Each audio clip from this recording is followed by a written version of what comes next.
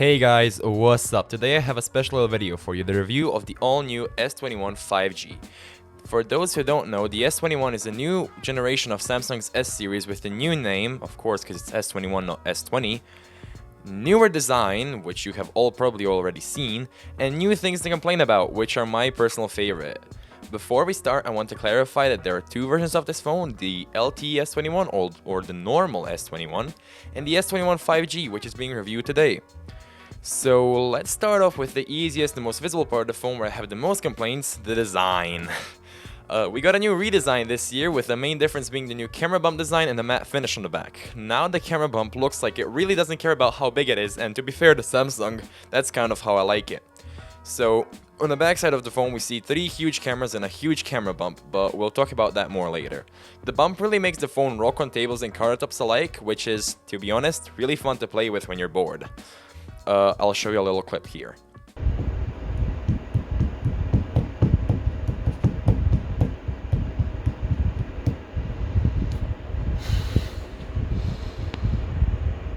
So the flash is not inside of the camera bump, but it's present on the side of the camera bump coming towards the middle. The rest of the back is polycarbonate, which is in other words, plastic, featuring a matte finish which might help with 5G connectivity or something, but I don't really think of it.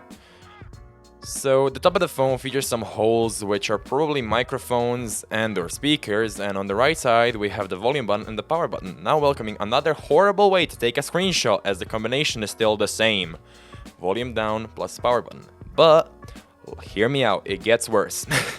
So to turn off the device, like completely turn it off, not just like, just like shut it off, you have to hold down power and volume down, because now holding the power button will, instead of bringing up the shutdown menu, give you Bixby, because the Bixby button is finally gone. So yeah, good work Samsung. So on the bottom of the phone we see the Type-C port, speakers, and the SIM card tray. No SD cards anymore, the storage you have is the storage you get. Oh, no, that don't sound right. The storage you get is the storage you have. Yes, brain.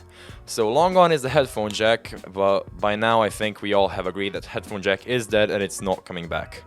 Through the whole frame of the phone we see these little strips where it's not aluminum but some kind of plastic, which is probably for the connectivity of the device, such as 4G, 3G, LTE, 2G, and the 5G, which is a really big selling point of the device.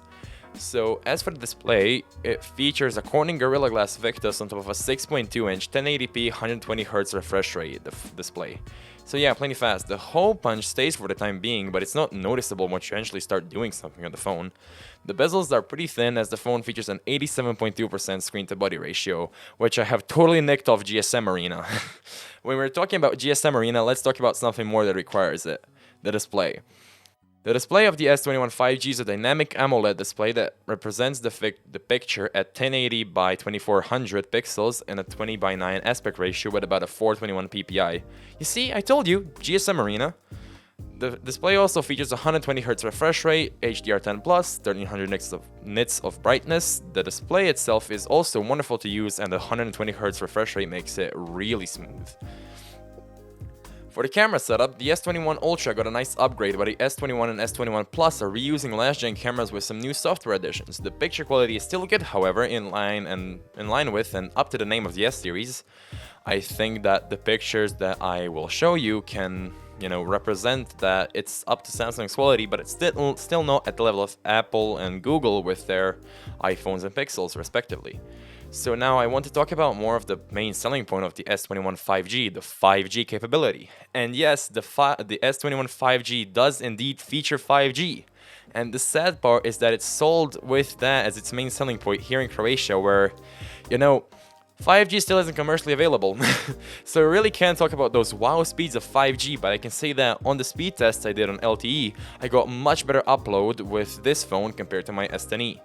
So yeah, there's that. It has a nice mobile networking that we probably won't use here for the next 2 to 3 years. For the specs of the S21 5G, it features a flagship CPU and GPU that surpasses a lot of modern phones, except the ROG Phone 3. But I still don't know who would buy that phone, for God's sake. With its 8GB of RAM, it can take on everything you throw at it. It features a 4000 mAh battery that can keep it alive for a full day of usage. It also offers an IP68 water resistance rating and an in-display fingerprint sensor. So all of this is great on paper, but how does it actually feel to use the S21 5G in day-to-day?